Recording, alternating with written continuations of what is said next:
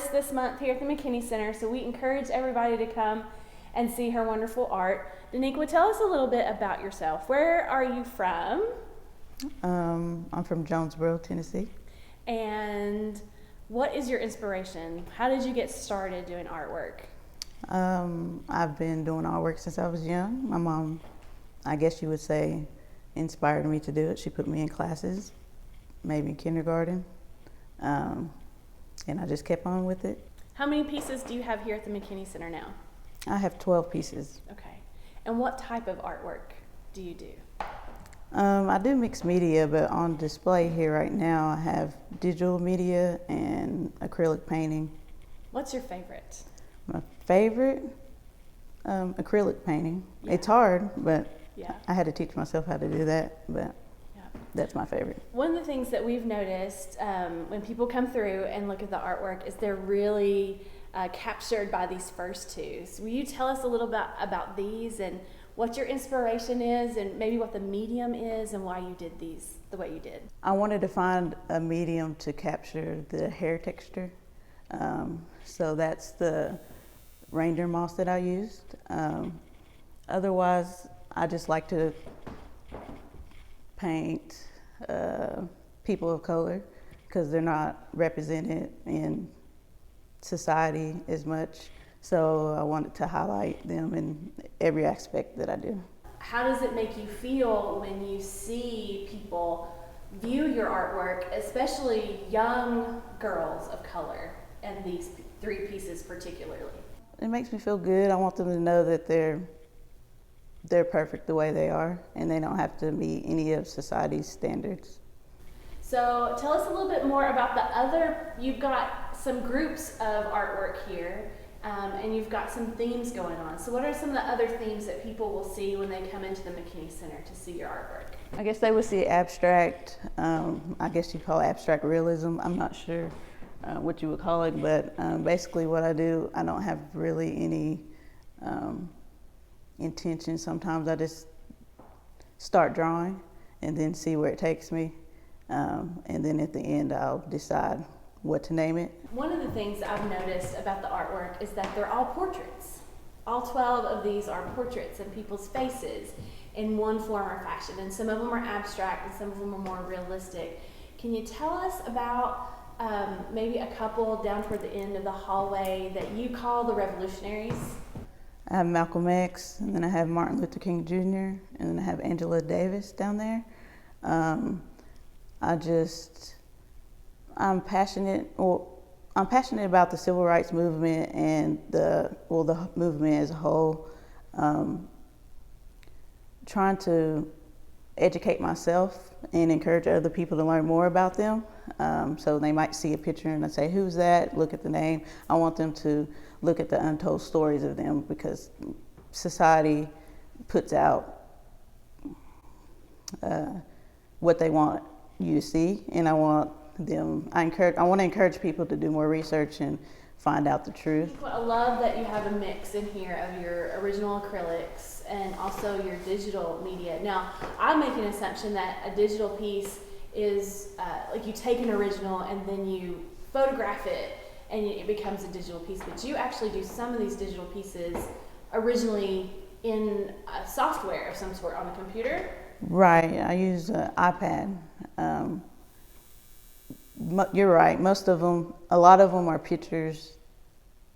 They're canvas prints of original pieces, but then I have a few that I've created on the iPad. I taught myself, so I just got on there and played around until I could learn how to do it. What is in your future? What are you hoping to do next with your artwork? So right now, we'll talk about the revolutionaries. That's just me because I'm learning myself because I didn't learn this stuff growing up. So I'm learning myself, trying to become financially literate, and create generational wealth and just become better overall. So my goal is to learn from the past, see where we need to start, see what kind of things we need to do, how to overcome social injustice. So I want to eventually have art that shows like a timeline type thing. This is where we're at, this is where we're going, this is what we need to do. Some people think that we focus on the negative too much, and that we think or black people or people of color think we're blaming a system, and that we think we can't overcome it. But I don't want people to think because I draw revolutionaries or all this stuff that happened that I'm just focused, oh, we can't do that. I want children to know that we can overcome that, and this is what we need to do. This is what older people are doing, and you can start too, to change the system. Yeah, that's what I think is hard for me to explain my artwork, because I want people to feel and come up to their own conclusion, and then research why they feel either conflicted or want to know why I have this symbol or why I put this here, and I want you to go inside yourself and see why, and then do some more research. Maybe if it makes you uncomfortable, I do it purposely to make you uncomfortable. So how can people find you online, or how can they buy your artwork? I'm online. I have a website, crucialartimages.com. You can type in Crucial Art Images on Instagram or Facebook. I got pages on both, and you can contact me, direct message, or you can go online and place an order. So your business is called Crucial Images. Crucial Art Images. Crucial Art Images. So Yes. what's behind that title? Crucial, the word crucial.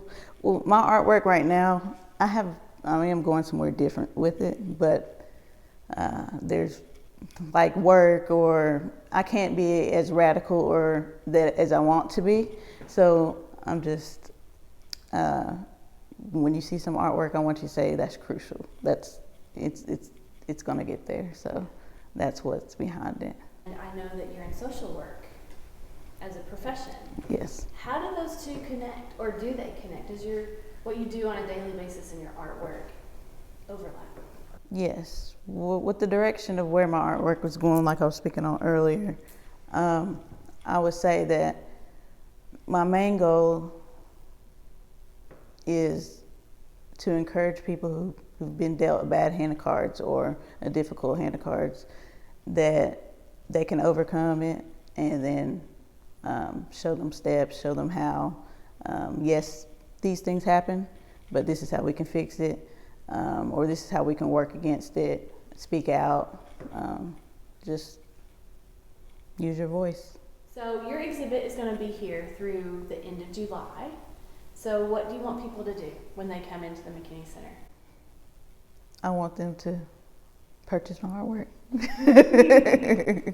No, I want them to take a look and come around and look at each piece, and if one captures your eye or you resonate with, I'd like you to check it out and contact me if you want more information.